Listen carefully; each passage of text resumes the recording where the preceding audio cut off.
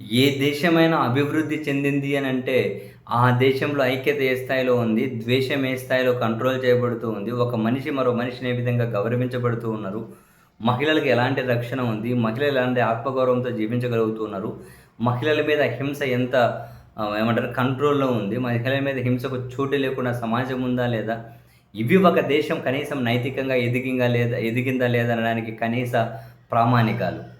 కానీ మన భారతదేశంలో మీరు మరీ వెనక్కి పోకుండా జస్ట్ 4, 5 రోజుల పరిణామాలను, కొన్ని విజువల్స్‌ని, కొన్ని సీన్‌లు మిస్ కాకుండా చూస్తే, దేశం ఏ స్థాయిలో ఎదిగిందో మనకు నిజంగానే అర్థమవుతదేమో.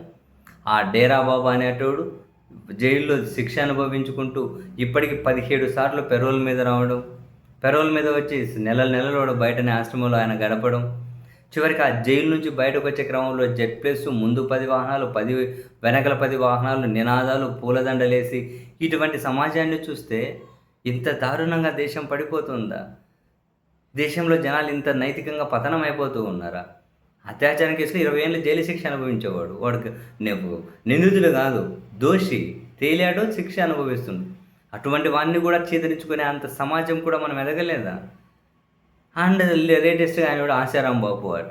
చిన్న పిల్లలను లైంగికంగా వేధించిన కేసులో, చిన్న పిల్లల మీద అత్యాచారం కేసులో జైల్లో ఉన్నాడు. ఆ దరిద్రుడు బయటకొస్తే నడుస్తూ పోతూ ఉంటే ఆ కాళ్ళ కింద మట్టిని మొక్కుతూ ఉన్నారు ఇప్పుడు కూడా. ఆయన పెరోల్ మీద బయటకొస్తే ఆ మట్టిని మొక్కుతూ ఉన్నారు. ఆ సేవ ఆయన ఆయన దర్శనం కోసం ఎగబడుతూ ఉన్నారు. మనం ఎటెళ్తూ ఉన్నాం? ఎటెళ్తూ ఉన్నాం? తాజాగా ఇంకో బీజేపీకి చెందిన నేత ఇంక ఇటువంటి కేసులోనే అరెస్ట్ అయ్యి బయటకొస్తే, వాళ్ళ అనుచరులు జైలు దగ్గర నుంచే పెద్ద పెద్ద జేసీబీలతో పెద్ద పెద్ద పూలదండలేయించేసి, అంటే నిందితులకు మద్దతుగా నిలుస్తూ ఉన్నామా?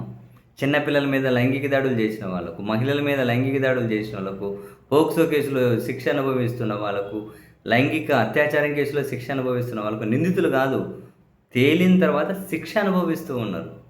ఇటువంటి వాళ్ళ విషయంలో మన సమాజ స్పందన గనక చూస్తే ఎంత దారుణంగా దిగజారిపోతూ ఉన్నామో.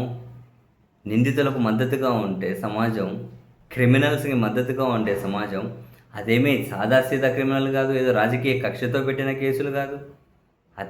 సివియర్ కేసెస్, చిన్నపిల్లల మీద అత్యాచారాలు, మహిళల మీద హింస, అత్యాచారాలు. అటువంటి వాళ్ళకి ఈ స్థాయిలోనా? అబ్బబ్బబ్బబ్బబ్బా! అసలు ఎంత పతనం దిశగా వెళ్తూ ఉన్నాం రోజు రోజుకు. ఒక పక్క మనుషుల్లో ద్వేషం, క్రిమినల్స్‌కు జైలు. అసలు ప్రభుత్వాలు దారుణమైన పాలనా వైఫల్యాలు చెందుతూ ఉన్న వాళ్ళని వెనకేసుకొచ్చే సమాజం. మనం ఆంధ్రప్రదేశ్‌లో మన తెలంగాణలో కూడా చూసాం, మన తెలుగు రాష్ట్రాల్లో కూడా. పెద్ద పెద్ద రాజకీయ నాయకులైతే పెద్ద కేంద్ర మంత్రులుగా ఉంటే, చివరికి వాళ్ళ కుమారులు పోక్సో కేసులో వెళ్ళి జైలుకు పోయినా కానీ వాళ్ళకి గనక మద్దతుగా జర్నలిస్టులు అనబడేవాళ్ళు, వాళ్ళకని మద్దతుగా పార్టీలను, రాష్ట్రాలను, దేశాలను పరిపాలించే వాళ్ళు నిలబడితే, అరే చివరికి ఈ మేనిఫెస్టోలు కూడా మారుతుందేమో. మమ్మల్ని లేచి గెలిపించండి, మహిళల మీద ఫుల్ హింసకు పాల్పడతాం, మాకు ఓట్లేసి గెలిపించండి, మహిళల మీద అత్యాచారాలు చేస్తామని చెప్పి నెక్స్ట్ ఏమన్నా కనుక మేనిఫెస్టోలు ప్రకటిస్తారేమో.